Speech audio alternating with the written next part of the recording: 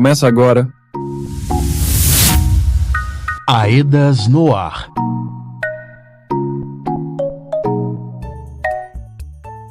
Olá! Está começando o seu informativo sobre a reparação de danos causados pelo rompimento da barragem da Vale em Brumadinho. Eu sou Lucas Jerônimo e este programa é uma produção da Associação Estadual de Defesa Ambiental e Social de Minas Gerais, AEDAS, Assessoria Técnica Independente dos Atingidos e Atingidas na Bacia do Rio Paraupeba e Represa de Três Marias. É aqui que você fica sabendo como andam as ações de reparação, as notícias da organização popular e as atualizações do processo. Vem com a gente porque nesta edição tem muito assunto. Vamos falar de saúde, dos anexos 1.3 e 1.4, sobre o PTR e mais. Reparação integral.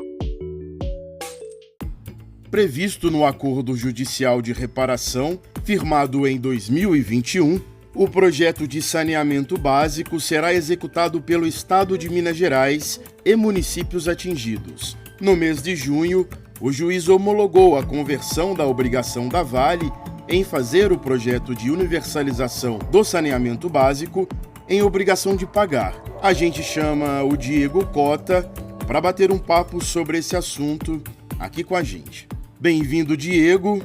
Primeiro, vamos falar um pouco sobre em que contexto do acordo esse projeto de saneamento básico está localizado. Olá, Lucas. Olá, ouvintes. Esse projeto de saneamento é previsto no Programa de Reparação Socioambiental, o Anexo 2. Por aqui a gente fala muito do Anexo 1, onde estão os anexos 1.1, os projetos de demandas das comunidades, o Anexo 1.2, que é o PTR, e o Anexo 1.3 e 1.4, que são os projetos de fortalecimento de serviços públicos. Esses que acabei de falar fazem parte do Programa de Reparação Socioeconômica. Já o projeto de saneamento básico faz parte de um outro programa, o Programa Socioambiental, previsto no Anexo 2. Como o nome diz, as ações são mais voltadas para a área social e ambiental. O projeto de universalização do saneamento básico está no Anexo 2.2, a compensação socioambiental dos danos já conhecidos. Certo, Diego. Estou vendo aqui que o valor total previsto para o Anexo 2.2 é de R$ 1.550 bilhões, sendo que a parte destinada ao projeto de universalização do saneamento básico é de cerca de R$ 1.417 bilhões. Ou seja, a maior parte dos recursos desse anexo 2.2 é voltado com prioridade para a área de saneamento, né? Isso, Lucas. O projeto de saneamento reúne a maior parte dos recursos desse anexo. O que a gente quer trazer de informação nova para as pessoas atingidas é que houve uma atualização nas obrigações de fazer do projeto de universalização do saneamento básico. Quando o acordo foi firmado em 2021, pela poluidora pagadora Vale, as instituições de justiça e o Estado de Minas Gerais, era a Vale a responsável por pagar e fazer esses projetos de saneamento. Em dezembro de 2023, o Estado de Minas Gerais apresentou uma proposta dos comprometentes para a conversão dessa obrigação de fazer em uma obrigação de pagar, argumentando que a execução pela própria Vale seria muito complexa e inviável financeira e tecnicamente, e que tal mudança atenderia melhor aos princípios do acordo. Dessa forma, ao invés de elaborar e executar os projetos, a proposta era que a Vale repassasse os recursos previstos e que os municípios os executassem, cada um de acordo com sua própria dinâmica. E essa proposta então foi aprovada, Diego. O projeto de saneamento básico será executado pelo Estado de Minas e municípios atingidos e não mais pela Vale, certo? Isso mesmo, Lucas. No dia 10 de junho de 2024, o juiz decidiu pela homologação da conversão da obrigação de fazer em obrigação de pagar. A Vale deve então depositar em juízo a primeira parcela, no valor de R$ 170 milhões no prazo de 30 dias. O juiz também determinou que as obras de saneamento deverão ocorrer preferencialmente em áreas de cada município que foram diretamente atingidas pelo rompimento. Com isso, os comprometentes solicitaram à Secretaria de Estado de Meio Ambiente e Desenvolvimento Sustentável, a SEMAD, a elaboração de uma proposta técnica de execução e gestão do projeto de universalização do saneamento básico. Beleza, Diego. Então a Vale sai dessa execução dos projetos de saneamento básico e quem entra é a Secretaria de Estado de Meio Ambiente e Desenvolvimento Sustentável e os municípios. Na proposta da Secretaria Estadual, ela incluiu o Banco de Desenvolvimento de Minas Gerais, o BDMG, enquanto agente técnico financeiro responsável por analisar e habilitar os projetos e também destinar recursos aos municípios. Isso, Lucas. Em resumo, cabe à Secretaria de Meio Ambiente formular, desenvolver, implementar e acompanhar as políticas públicas relativas ao saneamento básico e meio ambiente, em apoio às administrações públicas municipais. A SEMAD também será responsável por apoiar os comprometentes na definição de critérios técnicos para a utilização dos recursos, bem como pelo acompanhamento do desenvolvimento do projeto junto aos municípios e ao Banco de Desenvolvimento de Minas. O Banco de Desenvolvimento de Minas Gerais, por sua vez, na condição de agente financeiro, seria responsável por gerir os recursos transferidos pela Vale, com prestação de contas periódicas aos comprometentes. O BDMG também poderá contratar consultoria especializada para auxiliar os municípios na escolha, definição e desenvolvimento das soluções mais adequadas à realidade de cada localidade, considerando as questões financeiras, legais e técnicas. Entendido, Diego. Falamos da Secretaria Estadual de Meio Ambiente, do Banco de Desenvolvimento de Minas Gerais e os municípios. Qual o papel deles no projeto de saneamento básico? Caberia aos municípios contemplados pelo acordo no referido anexo definir a melhor solução de projetos para a universalização, apresentar projetos executivos e diagnóstico prévio, licitar e executar os projetos e também prestar contas dos recursos recebidos. Muito obrigado, Diego. Então, oficialmente, o projeto de universalização do saneamento básico agora será executado pelo Estado de Minas Gerais e municípios atingidos. Muito importante saber quem é responsável para saber como acompanhar, fiscalizar e de quem cobrar, não é mesmo? Você está ouvindo AEDAS no ar. Mini Manual de Áudio. A equipe de comunicação da AEDAS Paraopeba elaborou um documento que apresenta uma série de orientações práticas e dicas importantes a serem seguidas durante todo o processo de gravação de áudio. O manual traz os acúmulos na produção do programa de rádio semanal AEDAS no Ar. Compartilhamos com todas e todos para fortalecer as produções de comunicação popular nos territórios. No mini manual, você encontra dicas de aplicativo para Android e iOS, posicionamento ideal do celular para realizar a captação e os cuidados necessários com a voz e com o ambiente de gravação. Baixe o arquivo completo no nosso site, aedasmg.org. Tempo de tomar um cafezinho, vamos ali e já voltamos com mais notícias da Bacia do Rio Paraopeba e Represa de Três Marias. Fique com a gente. Estamos apresentando AEDAS no ar. Voltamos a apresentar AEDAS no ar. Voltamos. Por aqui com você na sua rádio, Lucas Jerônimo e o AEDAS no ar, informativo da Assessoria Técnica Independente dos atingidos pelo rompimento da barragem da Vale em Brumadinho. Se você está nos ouvindo pela primeira vez, para conhecer os nossos materiais, acesse aedasmg.org. E nas redes sociais, estamos no @aedasmg. Vai lá dar uma conferida. No programa anterior, falamos do dia 3 de julho, Dia Nacional de Combate à Discriminação Racial. A data faz referência à Lei Afonso Arinos, de 1951, que tornou contravenção penal o racismo, sendo considerada a primeira lei contra o racismo no país. A discriminação racial é um ato de distinção, exclusão, restrição ou preferência baseada em raça, cor ou etnia, restringindo o reconhecimento dos direitos humanos e liberdades fundamentais para a vida, como o direito à informação, educação, saúde, trabalho, moradia, alimentação e tradições ancestrais. No programa de hoje, vamos continuar falando sobre o assunto. Nós conversamos com a equipe de marcadores sociais da diferença e o Diego Cota volta aqui com a gente para falar sobre isso. Diego, a gente sabe que discriminação racial é crime. Quais são os instrumentos que prevêem a punição desses atos? Sim, a discriminação racial é considerada crime no Brasil através da Lei nº 7.716 de 1989 e a Lei nº 14.532 de 2023, definindo os crimes resultantes de preconceito de raça ou cor e de injúria racial, com pena de reclusão de 2 a 5 anos e multa. Olha, Lucas, a equipe de marcadores sociais da diferença apresentou muitos exemplos. Vamos citar alguns. Brincadeiras preconceituosas que envolvam características baseadas em raça, cor ou etnia.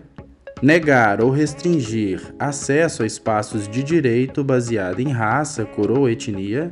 Desprezar costumes, hábitos e tradições baseada em raça, cor ou etnia, inferiorizar pensamentos, diálogos e reflexões baseada em cor, raça ou etnia.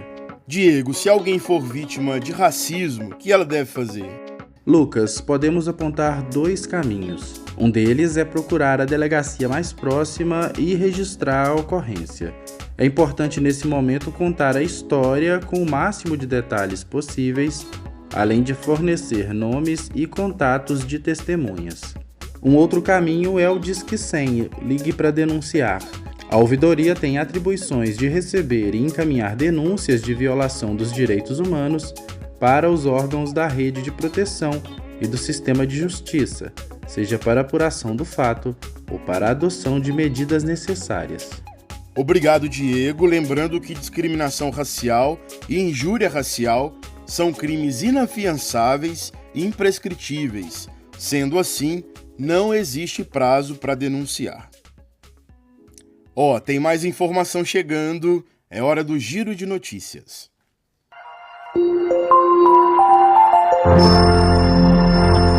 Giro de Notícias. Foi retomado na última semana o diálogo de coletivos de atingidas e atingidos das regiões 1 e 2 para aprofundamento de temas da reparação. Quem traz mais informações é o comunicador Felipe Cunha. Ei Lucas, ei ouvintes! Após um tempo sem encontros, os coletivos de saúde e meio ambiente e de reparação socioambiental da região 1 e região 2 voltaram a se reunir. Esses coletivos são espaços participativos compostos por lideranças comunitárias, representantes da Comissão de Atingidas e Atingidos e agentes multiplicadores, que discutem de forma aprofundada questões relacionadas ao processo de reparação. Como exemplo, os estudos de avaliação de risco à saúde humana e risco ecológico e a recuperação socioambiental, prevista no Acordo de Reparação. A retomada dos coletivos visa continuar o diálogo dos temas, com destaque para as informações divulgadas pela Auditoria Socioambiental da Reparação no Paraupeba e para a proposta de política de atenção integral à saúde das populações atingidas por barragens proposta pelo Ministério Público de Minas Gerais. Voltamos com você, Lucas!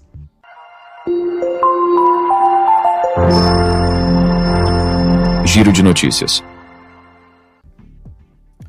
Agora no Giro de Notícias, Diego Cota, com informações de Brumadinho. O assunto é saúde mental. A Secretaria de Saúde de Brumadinho, por meio da Rede de Apoio Psicossocial, RAPS, iniciou, na última terça-feira, dia 9 de julho, uma série de visitas em comunidades do município para dialogar com associações de moradores e lideranças comunitárias sobre questões relacionadas à saúde mental da população. Ao todo serão 8 encontros, contemplando 18 comunidades, entre os dias 9 de julho e 8 de agosto. A primeira delas foi na terça-feira da última semana, na comunidade Córrego do Feijão. A iniciativa do RAPS de Brumadinho atende a uma demanda das comissões de atingidas e atingidos que foi solicitada durante reunião com os comprometentes e as comunidades de Brumadinho, realizada no dia 20 de junho no Córrego do Feijão.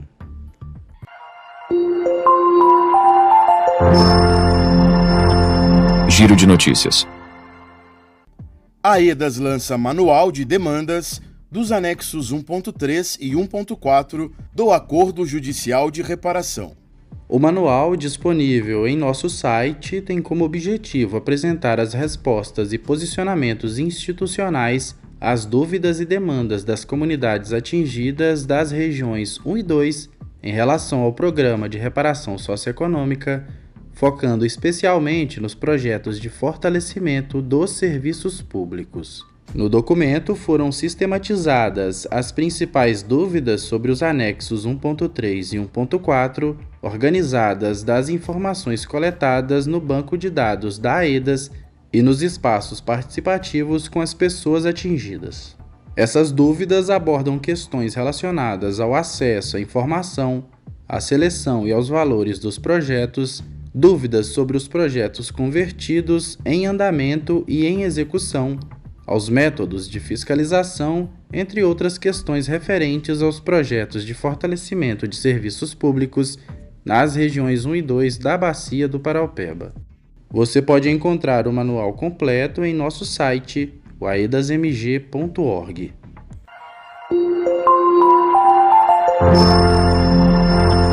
Giro de notícias. Agora o Felipe Cunha com informações sobre outro manual, desta vez sobre as demandas do Programa de Transferência de Renda. Outro documento produzido pela AEDAS foi o Manual de Demandas do Programa de Transferência de Renda, o PTR, também conhecido como Anexo 1.2 do Acordo Judicial de Reparação. O manual, disponível em nosso site, contém informações sobre as principais dúvidas e demandas das comunidades das regiões 1 e 2 em relação ao PTR, gerido pela Fundação Getúlio Vargas, a FGV. Mesmo quase 3 anos após o início do PTR, ainda há diversos problemas e desafios enfrentados pelas pessoas atingidas para acessar o programa. Questões como critérios de acesso, poligonais, cadastros, pagamento, gestão, solicitações, pleitos coletivos, demandas individuais e reclamações estão inseridas no manual. Os assuntos apresentados no manual foram organizados com base no levantamento de dúvidas e demandas das pessoas atingidas, conforme registros de banco de dados da AEDAS e de espaços participativos. Você pode acessá-los em nosso site, no aedasmg.org.